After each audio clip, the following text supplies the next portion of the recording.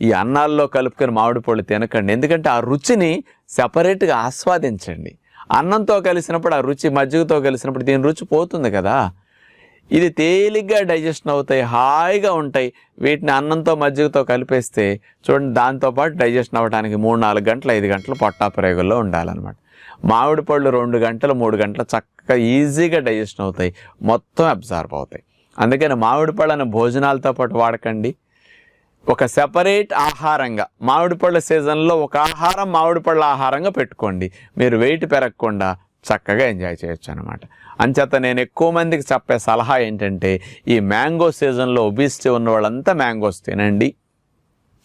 2 mangoes పెట్టుకోండి, కాస్త ఈ సైజు పెద్దవి. 2 మ్యాంగోస్ మీ కడుపు నిండవు, కడుపు నిండా మ్యాంగోస్ తినొద్దు. 4 మ్యాంగోస్ తింటే 3 మ్యాంగోస్ పెద్దవి కడుపు నిండుతాయి అనుకోండి. 3 తినొద్దు, 4 తినొద్దు, 2 మ్యాంగోస్.